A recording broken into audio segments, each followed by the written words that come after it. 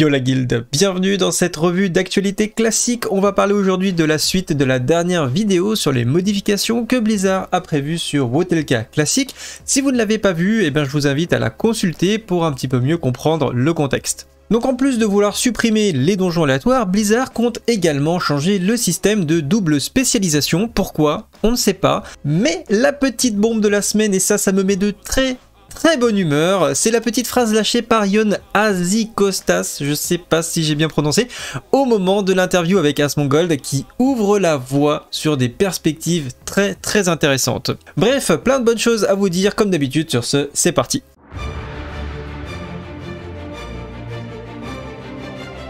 Alors pour commencer, on vient de passer les 9000 abonnés sur la chaîne, donc merci beaucoup pour votre soutien. Ça va faire plus de 2 ans que la chaîne est lancée et on avance à grands pas vers ce qui m'intéressait le plus, à savoir Wotelka Classic. Donc si vous êtes également intéressé pour avoir des news sur Wotelka Classic, n'hésitez pas de vous abonner, ça soutient la chaîne et comme ça vous manquerez rien. Pour commencer, avant d'attaquer les news, je voudrais féliciter Bolrun qui a gagné le concours de transmo et les 1000 gold. On avait créé un chat pour l'occasion avec le premier concours du coup classique à ce niveau-là. Vous avez été nombreux à poster des screenshots de vos personnages, donc merci beaucoup. J'ai eu des MP aussi pour me dire qu'il y en a qui auraient bien aimé participer parce que c'était terminé vendredi.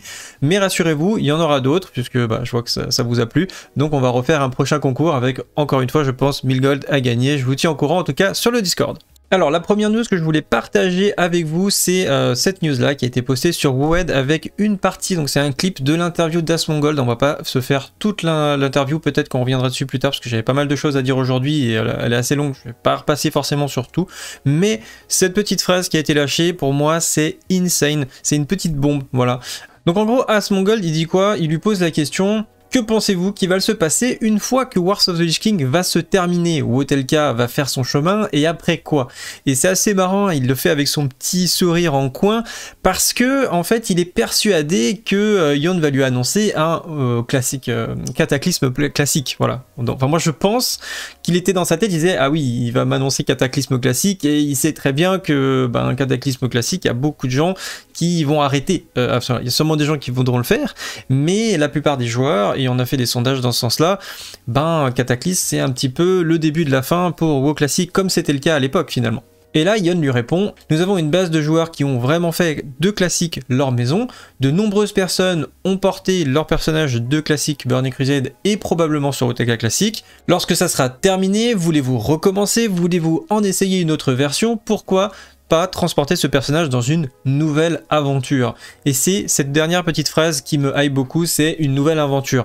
Il y a quelques temps, je vous en avais parlé, bon ça fait même plus d'1 an, on parlait beaucoup en stream, j'en avais fait une vidéo dessus, c'est quelles seraient les possibilités d'une suite à l'expérience classique. Personnellement, j'ai pas vraiment envie de jouer à Cataclysme classique, je vous l'ai dit plusieurs fois. Ça me dit rien, voilà, ça me dit rien, c'est à mon avis, et puis il y aura peut-être d'autres jeux intéressants à côté, je ne sais pas, mais en tout cas, Cataclysme classique, j'aurais du mal. Par contre, je pense qu'on pourrait utiliser l'histoire de classique avec l'histoire, je ne sais pas si vous vous souvenez de l'introduction où en fait ils ont fait l'introduction de WoW Classic à la base quand ils avaient annoncé qu'ils allaient faire Vanilla Classic, puis on ne l'a pas dit mais probablement Burning Crusade Classic et la suite. On avait une image comme ça de Chromie qui appuie sur un bouton et qui vous dit vous êtes prêt à tout recommencer, elle appuie sur le bouton, on passe le portail et on se retrouve sur Vanilla Classic. Et en fait ça sous-entend que en fait on revient dans le temps. Ça pourrait être une timeline parallèle où on va corriger les erreurs du passé, où on a roulé sur les boss parce que voilà on connaissait les strats, etc. Et du coup on va pouvoir éviter le cataclysme et donc avoir une nouvelle histoire. Ça serait pour moi une cohérence scénaristique en tout cas, et ça justifierait de bifurquer comme ça sur une nouvelle aventure qui n'a rien à voir finalement avec Cataclysme classique, mais qui serait beaucoup plus inspirée de Wotelka Classic, avec en gardant les systèmes de talent qu'on a connus. Enfin voilà, en tout cas une nouvelle aventure classique, ou en tout cas qui s'inspire beaucoup du gameplay de Wotelka. Et là du coup vu qu'on serait vraiment dans la découverte, je vous cache pas que ça m'intéresse énormément. Bref, dites-moi ce que vous en pensez en commentaire, est-ce que peut-être on aurait cette chance de voir quelque chose comme ça, est-ce que ça vous plairait? Je ne sais pas. Moi en tout cas ça me hype sévère.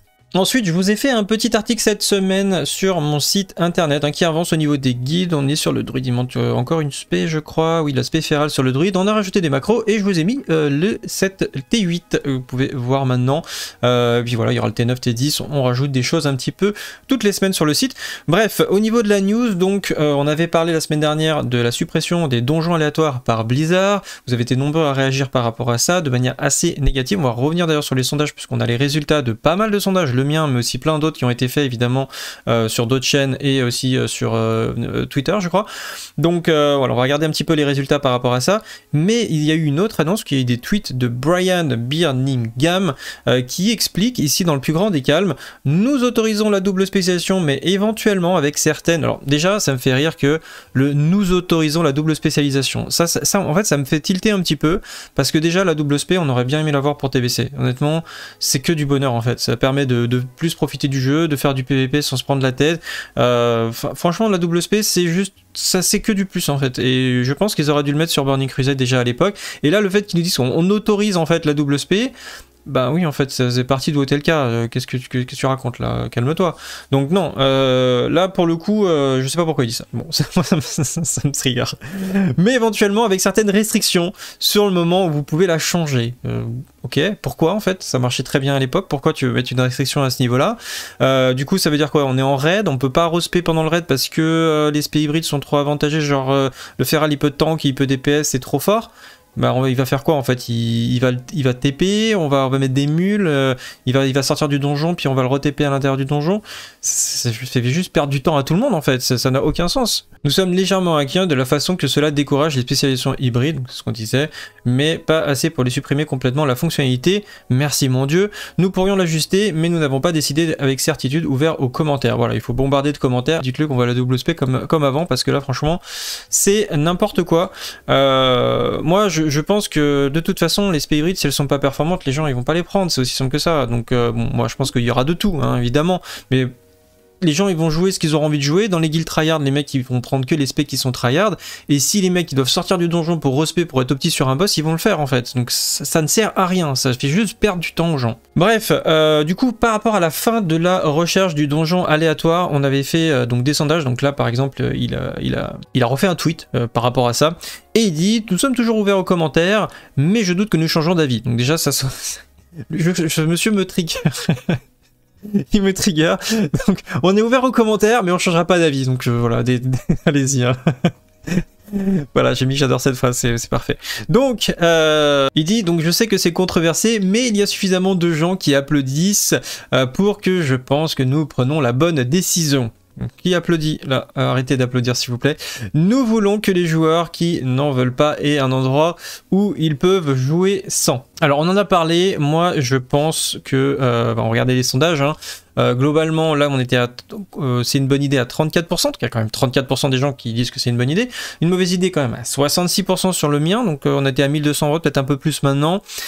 Sur Solem Gaming, une autre chaîne YouTube vraiment spécialisée sur un peu classique, un peu comme moi, mais anglophone, donc plus de communauté et aussi plus de votes, où là il y a 3 champs, donc il y a c'est un bon changement, c'est un mauvais changement à 57%, et je m'en fous à 21%. J'en ai rien à foutre. Donc on voit que la tendance en termes de proportionnalité est à peu près la même que la mienne. Et ensuite on a un autre sondage sur Twitter avec je sais pas combien, 6900 votes également, et où ils disent, alors si on tournait les phrases différemment également, oui je préférais avoir le recherche de groupe dans le jeu, non je ne veux pas qu'il soit dans le jeu à 22%. Encore une fois en termes de proportionnalité on est à peu près sur le même niveau, et si on rajoute le oui mais qui soit ajouté plus tard, donc il y a 8,28%, on arrive pas loin des 70%. Donc voilà, c'est en gros pour c'est une mauvaise idée de le retirer, on est entre 60 et 70%, compte à peu près entre 30 et 40% pour ceux qui voudraient le retirer. Encore une fois, moi je pense qu'il faut trouver un juste milieu, c'est-à-dire que effectivement, à la fin de Wotelka, qu'est-ce qui s'est passé? Wotelka, il y a eu, voilà, ça tournait, les gens tournaient un petit peu en rond, on avait clean le contenu, c'était un petit peu longué avant l'arrivée de Cataclysme, et il y a eu une baisse de joueurs, il y a une baisse de fréquentation, notamment des donjons aléatoires, et surtout pour les bas niveaux, c'est-à-dire que les gens qui pexaient avaient du mal à trouver des coéquipiers pour leur personnage, surtout si vous étiez pas tank ou heal, ça pouvait prendre une heure et demie pour trouver un go. Donc Blizzard a fait quoi? Ils ont activé la recherche inter-serveur, ce qui faisait que vous pouviez tag avec des anglais, etc. pour faire pardon au donjon. Donc oui, ça permettait de tag beaucoup plus rapidement, mais du coup on est arrivé dans ce qui a commencé à amorcer une sorte de cloudification de WoW, et c'est ça que je n'aime pas dans le jeu, et ce que je n'aime pas sur Retail actuellement, c'est que sur Retail, c'est vraiment exacerbé cet aspect-là, c'est-à-dire que les gens qu'on va croiser entre guillemets dans la rue, c'est-à-dire que vous baladez dans les différentes zones, vous les recroisez jamais en fait, puisque c'est des mecs d'autres serveurs qui se baladent, voilà, vous les reverrez jamais. Et en donjon, c'est pareil. Et en fait, ça donne une impression, déjà, on n'est plus dans le monde persistant. J'ai plus l'impression que le monde dans lequel je me connecte, il reste tel quel en fait. C'est un cloud, voilà, c'est un cloud, il évolue tout seul, même si je suis pas là. Et ça, j'aime pas en fait cette impression. J'aime bien quand je me connecte sur WoW, c'est mon personnage, c'est mon serveur, il est sur ce serveur-là. Il a sa réputation par rapport aux gens qui le connaissent, et voilà, c'est pas un savoir qui est dans le cloud. Et ça provoque pas mal de dommages collatéraux. Déjà, bah, c'est l'intérêt qu'on va avoir avec les gens dans lesquels on va faire le donjon. Alors je dis pas que si c'est par interserveur ça sera pas comme ça non plus, parce que sur certains serveurs privés, pour avoir pu tester un petit peu, je vois que c'est, voilà, l'ambiance des donjons aléatoires elle est pas incroyable. Alors il y a aussi peut-être le fait qu'on soit on n'est pas tous dans sa langue natale, mais il y a vraiment le côté, voilà, on va le plus vite possible, et du coup il y a pas beaucoup d'échanges, un petit peu comme sur Retail. Donc ça, je conçois que on pourrait clairement l'améliorer, et c'est là où je pense qu'il faudrait mettre en place un système qui est un petit peu entre les deux, c'est-à-dire on appuie sur le bouton parce que ça évite de spammer des chans de recherche comme des singes pour mettre des annonces, voilà. Et puis voilà, on a expliqué sur période de hype, il y a beaucoup de monde, le world ou le chan de recherche de groupe, on va le spammer et notre message disparaît et on spam encore plus et tout le monde fait la même chose et on n'arrive pas à lire les messages. Bon, après je sais qu'il y a des add-ons qui existent pour nettoyer un petit peu tout ça, mais concrètement on pourrait avoir un outil, et l'outil c'est quoi? C'est, bah, vous vous taguez comme d'habitude, et le système va vous proposer un groupe en fait, va vous monter le groupe pour vous. Déjà ça permet d'éviter les dérives qu'on va avoir avec le Gear Score. Je ferai probablement une vidéo dédiée au Gear Score, parce qu'on ne pourra pas y échapper, hein. Je vous le dis, le Gear Score, il y en a qui disent oui c'est nul le Gear Score et tout, ou c'est bien, peu importe ce que vous en pensez, on ne pourra pas y échapper parce que c'est dans le jeu en fait, c'est là où on a vraiment le e-level qui apparaît sur les items, et le jeu en lui-même va vous brider en fonction de votre e-level. Enfin, en tout cas c'était le système de donjon aléatoire. D'ailleurs peut-être qu'on aura moins cet aspect de e-level si effectivement il n'y a pas de donjon aléatoire, mais en tout cas je pense qu'avec un système semi-automatique on pourra arriver à peu près au même résultat en termes de performance pour monter des groupes. C'est-à-dire on appuie sur un bouton, ça monte le groupe rapidement. Et après on est obligé de discuter avec les gens dans le groupe pour dire ok, vous voulez faire quel donjon? Et ben on y va, on va faire notre groupe qui s'est monté et on va faire un donjon, et cette fois on y va à pied effectivement. Ça pourrait être intéressant qu'on garde les mécaniques du donjon aléatoire, c'est-à-dire que quand vous faites cette recherche là, le système va vous suggérer un donjon que vous n'êtes pas obligé de faire, mais va vous le suggérer, et si vous le faites, à ce moment-là vous avez les bonus qui sont prévus habituellement, c'est-à-dire des insignes supplémentaires ou un loot, une cage à loot supplémentaire. Ça c'est plus pour les bas level, vous avez un loot bleu assuré à la fin du donjon, ce que je trouve très bien et très motivant, parce que parfois vous allez tomber sur un donjon, vous savez que vous n'idez rien, et ça peut, pour certains ça peut les faire quitter, ou ils jouent n'importe comment. Là à la fin vous avez envie de terminer parce que vous avez votre petite carotte, voilà.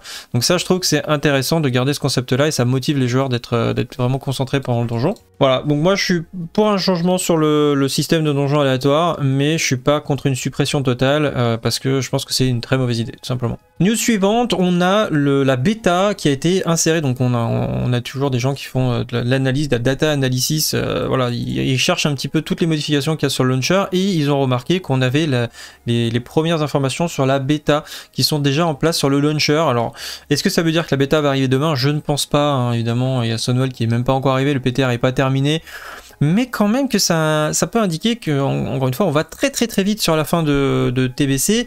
Je suis un petit peu inquiet, je vous cache pas, pour ceux qui veulent faire du coup Sunwell dans de bonnes conditions.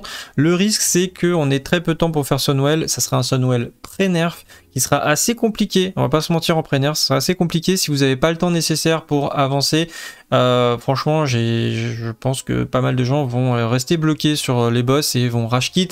Ça peut faire disband des guilds, on l'a vu sur des boss comme SSC avec la vache qui était très compliqué, Keltas qui était très compliqué également, et beaucoup de danses ils sont cassés la tête dessus, et beaucoup de joueurs qui ont arrêté à ce moment là. Parce qu'il y a une grosse différence entre les guildes on va dire top FR qui clean très rapidement en une soirée, et du coup ça génère pas mal de frustration je pense pour toutes les autres guildes qui se disent putain il y en a qui arrivent en une soirée, nous on n'y arrive pas. Bah oui, en fait il y en a qui jouent sur privé depuis 10 ans, donc forcément les mecs qui connaissent tout par cœur, donc faut pas, on peut pas se comparer, mais concrètement j'ai peur que là du coup on profite pas de Sunwell, et ça avait déjà été le cas à l'époque il me semble, on n'avait pas vraiment enfin beaucoup de guildes n'avaient pas forcément profité de Sunwell et c'est pourtant une très bonne instance. Donc on verra, j'espère qu'ils laisseront quand même le temps aux gens de respirer et de profiter de Sunwell. On a l'annonce également qui est sortie il y a un jour avec une... c'est un truc que je m'attendais pas, c'est Warcraft Mobile du coup, donc c'est un jeu mobile annoncé par Blizzard. Ça devrait être donc le 3 mai. Et ben on verra bien de quoi il s'agit. D'après ce que j'ai pu lire, ça devrait être une sorte de Clash of Clans version Warcraft 3. Donc pourquoi pas, je suis sûr qu'il y a plein de fans de Clash of Clans, donc moi je testerai probablement, je joue pas souvent sur mobile, des fois quand je suis en vacances ou dans les transports ça m'arrive, et quitte à jouer un jeu, pourquoi pas un jeu de type Warcraft 3 si c'est bien fait. Bon, évidemment on imagine bien qu'il y aura plein de microtransactions, des choses comme ça, mais bon, ça peut pas empêcher que le jeu peut être sympa, donc on verra bien. Et on enchaîne sur quelques commentaires de cette semaine. Alors on commence avec Dirt Diver qui dit « J'espère vraiment de nouveaux serveurs pour permettre un fresh start ». Ça c'est quelque chose qui a été beaucoup demandé déjà à l'époque de TBC classique. Beaucoup de gens qui voulaient se relancer voulaient un fresh start. C'est un concept qui est extrêmement intéressant. J'ai découvert ça sur serveur privé et je connaissais pas. Et franchement, je pense que c'est excellent, c'est excellent dans certains cas, c'est-à-dire que quand on a un serveur comme ça qui est en perte de vitesse, on peut faire à côté un serveur fresh start, c'est-à-dire qu'il repart à zéro, voilà, et après une fois qu'on a refait la saison entre guillemets sur ce serveur-là, on le fusionne avec le serveur principal, ce qui permet de ramener comme ça des joueurs d'un coup sur le serveur. C'est un très bon concept, je trouvais vraiment pas mal du tout, mais là Blizzard n'est pas du tout dans cette optique, ils ne l'ont pas fait pour TBC et je ne pense pas qu'ils le feront pour WoTLK également, donc désolé dire, mais à mon avis il n'y aura pas de fresh start, il faudra que tu commences dès maintenant hein, si tu veux te préparer. Là t'as on va dire 6, 7, 8 mois, je sais pas, j'ai du mal à évaluer. T'as encore du temps, en tout cas avant la fin de l'année, pour te préparer pour WoTLK. Message de David Death, petite pensée pour Anemar qui est juste vide, c'est cool, on pexera en full quête. Alors faut savoir que déjà les quêtes ça pexe très bien sur WoTLK, peut-être même mieux que les donjons, hein. Faudra qu'on fasse des tests sur la bêta, mais contrairement en fait aux donjons de TBC, il y a un peu moins, il y a même beaucoup moins de mobs en fait dans le donjon, et c'est des mobs qui sont on va dire plus forts, qui tapent assez fort quand on n'a pas de stuff, notamment quand on a du stuff évidemment vous allez les éclater, mais il y a beaucoup de stuns, il y a beaucoup de mécaniques, des stuns de 4-5 secondes, on peut pas genre prendre tout le donjon, peut-être on pourra le faire sur certains, mais genre c'est pas, voilà, c'est sur TDC effectivement il y a beaucoup de donjons pour faire des gros AOE, ici ça va être un peu plus compliqué, je dis pas que ça pourra pas se faire, mais je pense que ce sera un peu moins rentable. Et donc du coup les quêtes sont hyper intéressantes. Après pour te rassurer, il y aura une grosse période de hype sur WoTLK et tous les serveurs ne feront enfin il n'y aura pas d'exception, c'est-à-dire tous les serveurs vont se re-remplir. Évidemment les plus gros serveurs français ça sera Sulfurant pour le PVP et Oberdine pour le PVE. Et Finkel et Anemar vont se remplir, il y aura du monde, je m'inquiète vraiment pas du tout pour vous, il y aura du monde. Après, je vous encourage quand même, si vous voulez être sûr sur le long terme d'avoir du monde, parce que c'est surtout vers la fin où ça galère, et ben allez plutôt sur un serveur rempli comme Sulfuron ou Oberdine, voilà. Mais en tout cas, voilà, pour Anemar et Finkel, vous aurez du monde sur la période de hype, je m'en inquiète, mais absolument pas, et sûrement même trop de monde avec des layers comme d'habitude. Message de Ramnix, la population a commencé à plonger fin WoTLK, ça a été qu'une longue perte de joueurs. Tout à fait. C'est ce qu'on disait au début, la fin de le joueur, voilà, ça a commencé à tourner un petit peu en rond, il y a eu le LFG inter-serveur, et ça a commencé à lancer des concepts un petit peu comme ça, de cloudification du jeu, de simplification aussi du jeu, simplification des talents sur Cataclysme, refondre des talents, enfin il y a eu plein de choses comme ça qui n'ont pas forcément été appréciées par tout le monde. Moi il y a des choses que j'ai bien aimées sur Cataclysme, si je devais vraiment retenir une seule chose que j'ai appréciée sur Cataclysme, c'était les champs de bataille côté, avec ma guilde, franchement c'était un gros kiff. Mais à part ça, ça m'a pas marqué plus que ça. Donc voilà. Donc c'est pour ça que par rapport à la news du début, ça pourrait être très intéressant que Blizzard clutch le truc en mode on vous fait une nouvelle extension inédite de classique qui est dans cette nouvelle temporalité. On a évité le cataclysme et on a sur autre chose. Voilà. Voilà, et avant de terminer cette news, je vous fais une petite parenthèse sur Overwatch 2. J'ai accès à la bêta et du coup, j'ai pu tester pas mal de choses. Pour ceux qui sont souvent sur la chaîne, vous savez, j'adore Overwatch. J'aime beaucoup les jeux Blizzard de manière générale, mais c'est vrai qu'Overwatch, j'y ai beaucoup joué. J'attends beaucoup de Overwatch 2. Pour l'instant, la bêta vient d'arriver. On peut pas y faire grand chose, hein, on va pas se mentir. Il y a du quick play, on peut tester le nouveau héros Surgeon, je crois. On peut tester le nouveau gameplay à 5 joueurs avec un tank. Globalement, mon feeling là, comme ça à chaud, en ayant joué peut-être une vingtaine d'heures dessus, c'est que le jeu, pour l'instant, ne mérite pas qu'on l'appelle Overwatch 2. En fait, il y a eu des mises à jour qui ont été faites pour qui auraient pu être apportées déjà directement dans Overwatch 1, c'est-à-dire par exemple le tableau des scores, hein, simplement de voir les dégâts des équipiers, etc. C'est un truc franchement que j'aurais adoré avoir sur Overwatch. Je suis hyper content qu'il l'ait intégré, vraiment ça me fait super plaisir. Ça permet plein de choses, notamment au niveau de la toxicité, parce que c'est très chiant quand vous surperformez sur une game et que vous faites insulter par votre team. Je suis sûr que tous ceux qui jouent à Overwatch, ça vous est arrivé. Et clairement, je sais pas, vous êtes des fois gold damage mais de très très loin, vous avez un max d'élimination et les gens vont quand même vous insulter en disant tu sers à rien, tu fais pas de dégâts, alors qu'en fait si, genre tu fais. Et là en fait ça vous permet de mieux comprendre qui pose problème, parce que, alors je dis pas que c'est bien de bâcher un mec qui a du mal ou qui joue mal, mais c'est juste qu'au moins la personne qui va se faire engueuler entre guillemets, c'est pas la mauvaise personne, parce que de toute façon les mecs voilà, quand ils s'énervent sur quelqu'un, donc autant que ce soit la bonne personne. Si vous avez rien voilà, si vous avez fait une bonne game, vous avez rien à reprocher, du coup voilà, moi des fois je perds des games mais je suis quand même content de moi en fait, je me dis putain j'ai fait une bonne game, c'est dommage j'ai perdu mais je suis content de moi, et des fois je rage parce que j'ai pué la merde en fait. Donc, je m'énerve plus contre moi-même que sur les autres en vérité, mais c'est vrai que là du coup je trouve ça vraiment très très bien. Alors ça serait bien qu'on puisse classer comme ça les scores, le retour des médailles pourrait être intéressant aussi visuellement. Là c'est un peu fouillis au niveau du tableau des scores, mais voilà, au niveau de ce niveau là en tout cas ça fait très très plaisir. Mais pour l'instant en termes de fonctionnalité, ils ont rajouté des maps, ils ont rajouté un héros, c'est très léger. J'espère que la bêta va être assez longue, qu'ils vont rajouter beaucoup de choses. Il y avait du PvE prévu, pour l'instant on peut rien tester. Le système aussi de tank à un tank, c'est pas mal du tout, franchement c'est pas mal, ça permet de...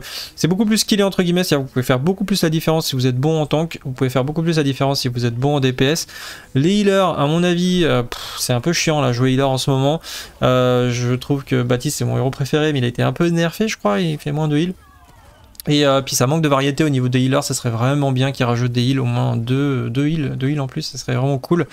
Donc voilà, franchement j'attends de voir.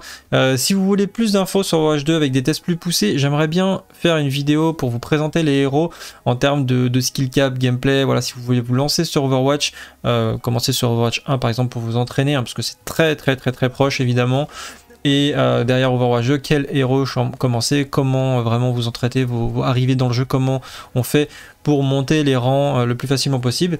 C'est des choses que je peux aborder avec vous. Si ça vous intéresse, dites-le moi en commentaire. Voilà pour cette petite parenthèse sur Overwatch 2. Sur ce, je vous souhaite à tous une excellente fin de journée. On se retrouve évidemment sur le Discord et puis dans la prochaine vidéo. Sur ce, salut à tous, salut les guildes et à bientôt. Ciao.